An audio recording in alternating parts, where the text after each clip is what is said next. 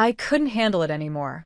"I want to go to Mommy," my 8-year-old granddaughter begged, her voice weak, her eyes hollow, and her tiny body frail. I found her chained in the storage shed where I had gone to sort through my daughter's belongings. "Sweetheart, aren't you lost?" "Your mommy, she's not here anymore," I whispered, trying to hold back the tears. I wanted to comfort her, but the pain of losing my daughter was too fresh, too raw. I wanted to see my daughter too, to feel her warmth, to hear her voice again. As my granddaughter repeated, "I want to go to Mommy," over and over, I felt my heart shatter. Tears streamed down my face uncontrollably. In a moment of utter despair, I made a decision. "All right then, shall we go to the other side together?" I asked, consumed by grief. But just as I placed my trembling hands around my granddaughter's fragile neck, something familiar caught my eye. A memory flashed before me, a truth I had long buried. I froze, my heart pounding. In that instant, I vowed to seek revenge. It feels like yesterday, on Kelly's wedding day, I was filled with joy and pride. I called out to her, "Be happy, darling." My heart was full. I'm Rachel, 62 years old, working as a medical clerk at a nearby hospital. After losing my husband early on, I worked tirelessly to raise my daughter, Kelly, and her younger brother. Kelly was always so kind and thoughtful, much like her father. "Mom, thank you for everything. You must be tired. Let me give you a shoulder massage," she'd say, always finding ways to comfort me.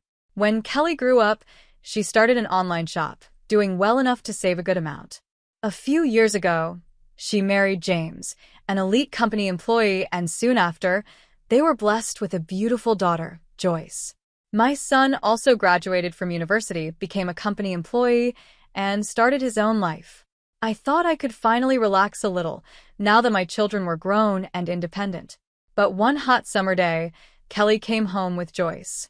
Her face was pale, and she looked distressed. "What's wrong, dear? You don't seem yourself," I asked, worried. Kelly hesitated, then sighed, her voice shaky.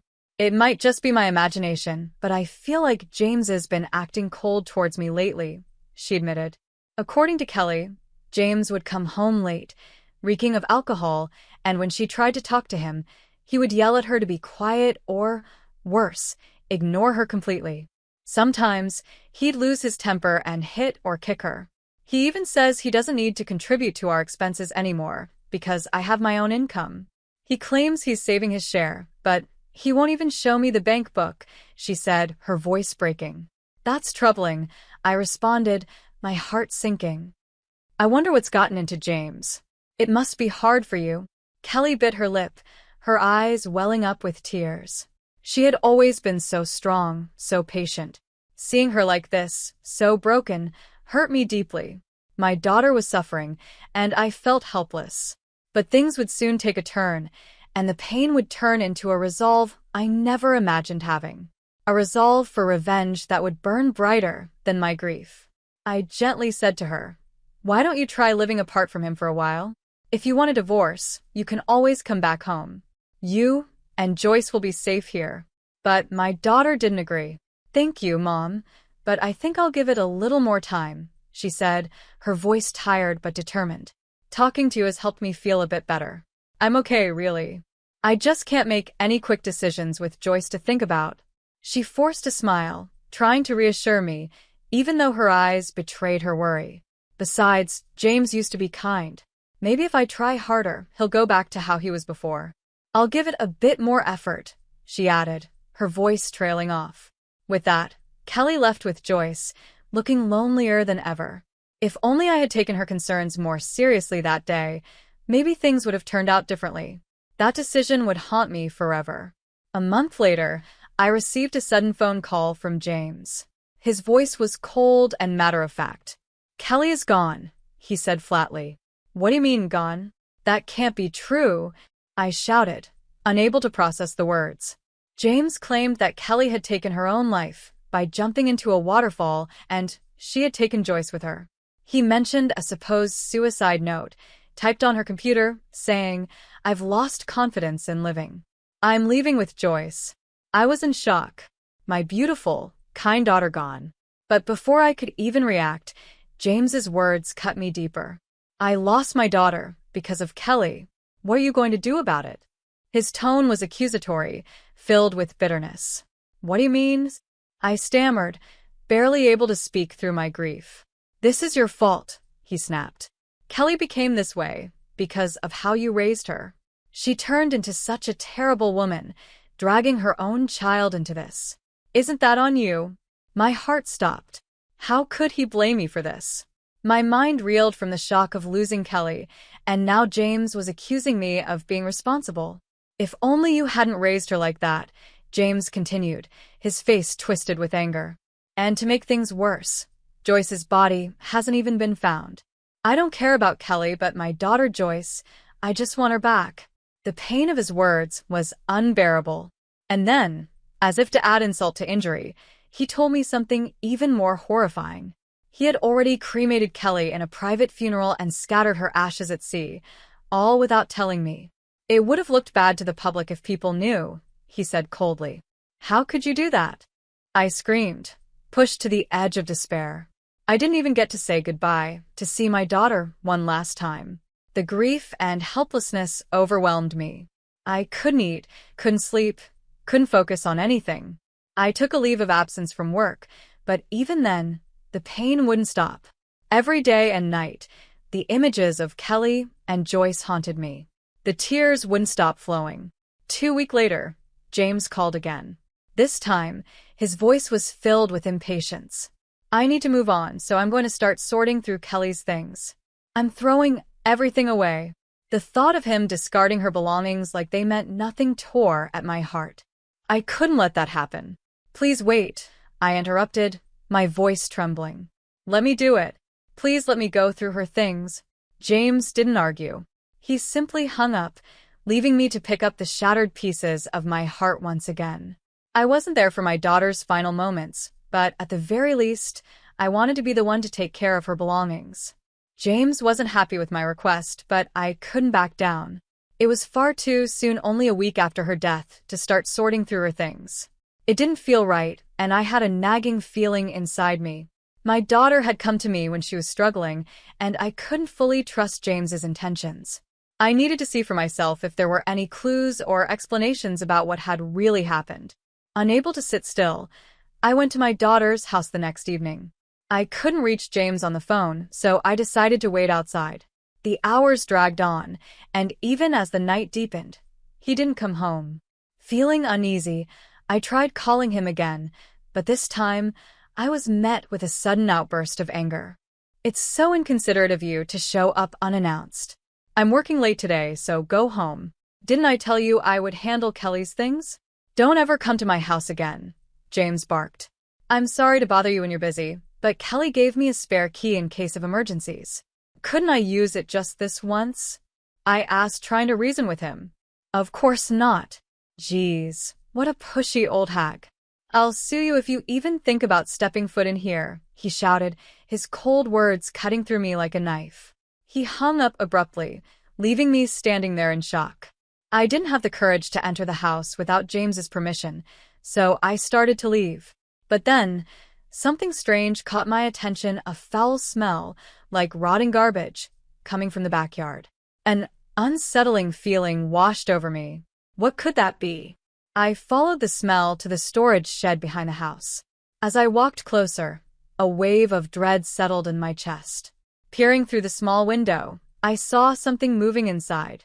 It was too dark to make out what it was, but it looked like a living creature. I felt a chill run down my spine. My instinct screamed at me to leave, but something inside told me I couldn't just walk away. I tried to open the shed door, but the old lock was rusted, and the door was blocked with something heavy, like a stick. Determined, I shook the door violently a few times, and finally, it gave way. My hands trembling, I stepped inside, my heart racing. What I saw was beyond anything I could have imagined. My granddaughter, Joyce, who I had been told was missing, was chained up inside the shed. Joyce, I whispered, rushing to her side. My granddaughter looked up at me slowly, her face pale, her body frail and emaciated. Grandma, she said in a soft, confused voice. Around her were scattered empty lunch boxes, some rotten and half-eaten pieces of bread. The smell was unbearable. There was even a bucket filled with excrement in the corner. The sight broke my heart. How could someone do this to her? Tears welled up in my eyes as I gently hugged her tiny, weakened body. But Joyce, with her hollow eyes and fragile frame, didn't hug me back. Instead, she whispered in a voice so soft it was almost a breath, "I can't take it anymore. I want to go to Mommy." Her words hit me like a punch to the gut. My tears flowed uncontrollably. "Grandma, take me to Mommy," she pleaded, her voice filled with despair. I held her tighter, my heart aching. "Yes, my sweet girl. We'll go together," I whispered, overwhelmed by the grief of losing my daughter. At that moment, all I wanted was to make her pain go away, to take her to the place where she could be with her mother again, far away from this horror. I placed my trembling hands on Joyce's neck, intending to leave this world with her. But then, something caught my eye: the necklace around Joyce's neck. It was the one I had given Kelly as a protective charm. My breath caught in my throat. There was something else attached to it, a key. A key that shouldn't have been there. "Where did you get this?" I asked, pointing to the key, my voice barely above a whisper. Joyce looked up at me with her tired eyes and responded. Her next words shook me to my core. I felt my heart race, my blood boiling with anger. So that's what had really happened. I couldn't believe it, and I knew in that moment I could never forgive him. Not after this. I quickly found a pair of pliers in the shed and managed to cut the chain that bound Joyce. Without wasting any more time, I took her with me, heading to a place where I could plan what to do next. My mind was set. I would get justice for Kelly. I would seek revenge. The very next day, James stormed into my home, his eyes wild with rage, his face red with fury. He was out of control. "You took Joyce, didn't you? She's my daughter. Give her back," he yelled, his voice filled with desperation. I remained calm. "I'm sorry, I don't understand. I've called you countless times, and you never answered. Isn't Joyce supposed to be missing?" I replied, pretending to be confused. James's face flushed even redder, and he yelled louder, completely unaware that his own words were contradicting each other. "You know what I mean. I know you have her. But wasn't Joyce missing?" I asked again, watching as James fumbled over his words, trying to find a way out of the lie he had created. His anger flared again, and he shouted, "You dare call yourself a parent after what you've done to her? She's just a spoiled brat who doesn't listen. I was only disciplining her. Kelly couldn't handle raising her. That's why she took her own life." I stood there, stunned at his audacity. "This is the first I'm hearing about Joyce being unmanageable," I said quietly, barely able to contain my anger. "Of course I didn't tell you. You spoil her too much. That's why I said she was missing. How I discipline my child is my business, not yours." James snapped, his voice filled with venom. He paced back and forth, as if trying to justify his twisted actions. "But chaining her up in a shed? That's not discipline, James. That's abuse. I'm reporting this," I said firmly, my heart racing. Suddenly, James's lips curled into a twisted smile, and he let out a mocking laugh. "You don't have any proof," he sneered, his eyes filled with arrogance. "Oh, but I do," I replied, my voice steady. "I have photos of Joyce, and there will be a medical report, too." I pulled out my phone, showing him the pictures I had taken of Joyce's frail body, the chains, and the shed. Panic flashed across James's face, and he lunged at me, trying to grab my phone. "Give it to me," he shouted, his voice desperate. Just then, someone burst out from the next room. "Stop!" My son rushed in, grabbing James's arm and pulling him back. "Let go of my mother," he demanded, his voice strong and steady. "Why are you here?" James stammered, his eyes wide with fear. "Let me go." But my son, who had been trained in U.S. football during his college days, had James pinned down in no time. James looked pathetic, his earlier bravado completely gone. "We know everything, James. You stole Kelly's savings, and when she found out about your affair, you beat her." "How could you?" my son said, his voice full of disgust. James glared at us, confused and panicked. "How do you know all that?" he spat, his voice shaking. "Kelly told me," I replied calmly, watching as the color drained from his face. "What?" "She's alive," James stammered, his voice barely a whisper, as fear took over. I looked him straight in the eyes, and I told him everything. The truth about Kelly, the lies, and the revenge I was now determined to carry out. When I finally met my daughter, everything started to make sense. The key attached to Joyce's necklace wasn't just a random item, it was the key to our old family home, which had been vacant for some time. We had kept it for sentimental reasons, never imagining it would be used this way. At that moment, Joyce had pleaded with me, her small voice trembling. "Mommy said this necklace was a charm. Mommy is hurt, please help." Hearing this, I felt a glimmer of hope that my daughter might still be alive. After rescuing Joyce, I rushed straight to the old family home, my heart pounding with fear and hope. When I arrived, I found Kelly collapsed on the floor, barely clinging to life. "Kelly, hang in there," I cried, lifting her limp body into my arms. I heard a faint whisper escape her lips. "Mom." At that moment, Joyce clung to Kelly, sobbing, "Mommy, I missed you." I quickly called 811, and soon after, Kelly was rushed to the hospital. The doctors told me that if we had been just a little later, she wouldn't have survived. Joyce, too, was in a terrible condition, malnourished, and weak, so she was admitted to the hospital as well. Despite everything, I felt a surge of relief and joy from the bottom of my heart. My daughter, whom I thought I had lost forever, was alive. But at the same time, I was consumed by an overwhelming anger toward the person who had put Kelly and Joyce through such an unspeakable ordeal. Once Kelly regained consciousness in the hospital, she told me the full story. It all started when she had discovered evidence of James's affair and his embezzlement of her money. She found incriminating files on his computer and confronted him.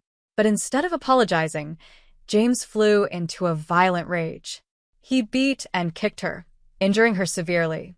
Kelly, clutching her stomach in pain, begged him for help, but James only laughed and walked off to the bedroom as if nothing had happened.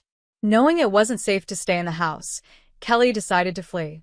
With Joyce's help, they escaped. But James had taken everything: her bank book, wallet, and phone. With no other options, Kelly and Joyce stumbled through the night for over an hour until they reached our old family home. Exhausted and in pain, Kelly collapsed there, hoping they were safe. Meanwhile, Joyce, trying to help her mother, sneaked back to their house to retrieve Kelly's phone and wallet while she slept. But unfortunately, that's when James caught her. Instead of caring for his daughter, he chained her up in the storage shed. Yet, despite the horror of being imprisoned, Joyce never revealed where her mother was hiding, no matter how much James pressed her for answers. Both Kelly and Joyce were on the brink of death. Kelly was weak, pale, and barely breathing, her body battered from James's attack. Even though they had managed to escape, it was only a matter of time before something even worse happened. James spoke lightly about the situation, dismissing everything as if it were nothing. "I thought they were gone for good," James admitted casually when confronted. Joyce wouldn't talk, and there was no sign of Kelly anywhere, so I just assumed they had gone to the other side. In his twisted mind, he thought Kelly was dead. He had even gone as far as to write a fake suicide note on her computer, making it look like she had taken her own life along with Joyce. But James's cruelty didn't stop there. He had locked Joyce up in the shed, planning to eventually send her to the other sides as well. "It was just a marital quarrel," James said with a smirk, as if it were a minor issue. "The affair was just a game. Kelly's alive now, so what's the big deal?" I was stunned by his callousness. "That's not the point," I shouted. His betrayal, his abuse, his complete disregard for the lives of Kelly and Joyce, it was more than just a mistake or a game. It was unforgivable. Kelly had survived, but the damage James had done to her and Joyce would last a lifetime. The thought of how close I had come to losing both of them haunted me, but now I knew the truth, and I would make sure James faced the consequences for his cruelty. "I'm recording this conversation, and I'm going to report everything to the police," I said firmly. As soon as James heard the word police, his whole demeanor shifted. Panic spread across his face, and he dropped to his knees, begging for forgiveness. "Please, I'm sorry. I'll break up with the woman I've been seeing, and I'll be kind to Kelly from now on. Just please, don't call the police," he pleaded, his sudden change of attitude astounding. "I can't believe anything you say anymore," I replied, my voice steady. When I refused to accept his empty promises, James grabbed onto my arm, trying to stop me. "If I get arrested, Joyce will be left without a father." "Is that what you want?" he asked, his eyes filling with fake tears, desperately trying to manipulate me. I pulled my arm free from his grip. "She'll be better off without a father like you," I said coldly, unwilling to let him play on my emotions any longer. At that moment, the police arrived. They quickly handcuffed James and took him away, his face full of despair. His days of terrorizing my daughter and granddaughter were finally over. After everything, Kelly divorced James. He was sentenced to prison, and the conviction caused him to be fired from his job. Kelly took legal action, demanding $3,000 for the savings he had stolen, $60,000 in damages for the affair and the injuries he caused her, and $280,000 in child support for Joyce. She also sought $210,000 in damages from James's mistress. As it turned out, James had planned to live with his mistress, but to her, it was only a fling. She had no intention of staying with him long-term. When James's parents learned about what he had done, they were horrified. They came to Kelly, apologized for their son's actions, and sold some of their land to help cover the money James owed. They made it clear that James would have to work to pay them back once he was released from prison. Even after his release, James's life would be full of hardships. He had lost everything: his family, his job, and his reputation. Meanwhile, Kelly and Joyce, now fully recovered, moved back in with me. Kelly has started working again and is living a peaceful, happy life. Seeing her and Joyce thriving fills me with joy and energy, and I do everything I can to support them both. Together, we've rebuilt our lives, and I'm so grateful to have them by my side. We are finally free from the pain James caused, and we're living each day with hope for a better future.